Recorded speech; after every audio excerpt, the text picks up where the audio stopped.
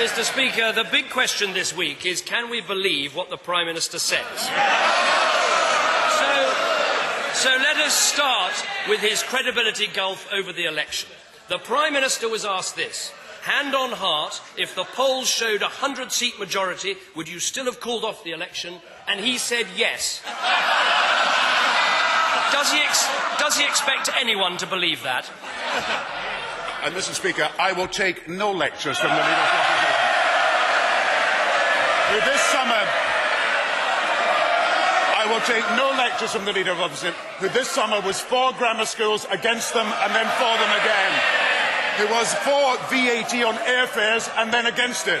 Who was for parking charges and then against it. Who was for museum charges against it. I will take no lectures from the Leader of the Opposition about these matters. He's the first Prime Minister in history to flunk an election because he thought he was going to win it.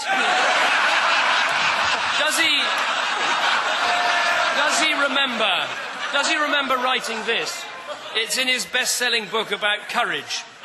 As far back as I can remember, I've been fascinated by men and women of courage, stories of people who took brave decisions in the service of great causes, especially when more comfortable and far less dangerous alternatives were open to them.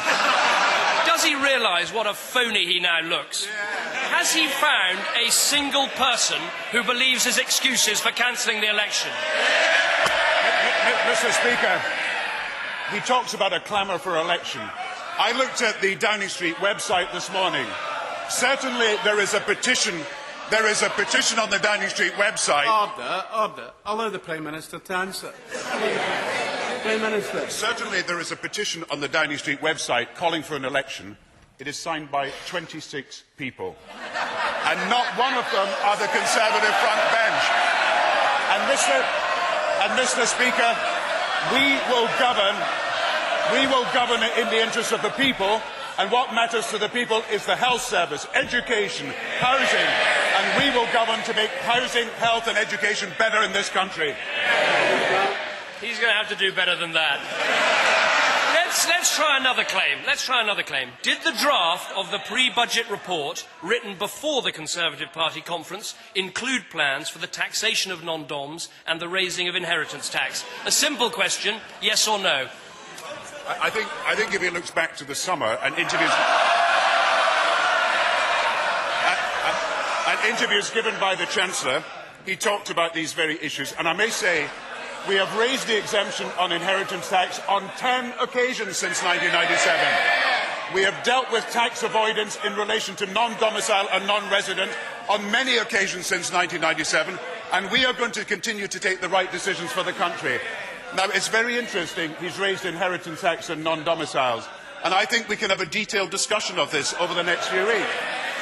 And I think he will have to explain to the House, as we will explain to the House, that on non-domiciles, there are not 150,000 non-domiciles, there are not even 115,000 who could pay this tax, there are only 15,000. And when the Conservatives start to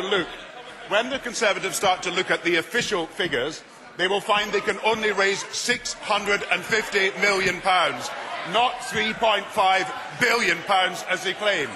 And as for inheritance tax, and again, I welcome the debate we're going to have in the country on this. I welcome the debate. As for inheritance tax, we can exempt estates below £700,000 by 2010 and put money into health and education. The Conservative Party are going to put £2 billion into giving money to those with estates above £950,000, £1 billion to those already rich.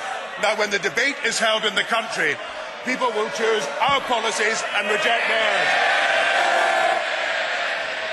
I tell you what, if you've got some questions about our policy, find a bit of courage, discover a bit of bottle, get in your car, go down to Buckingham Palace and call that election.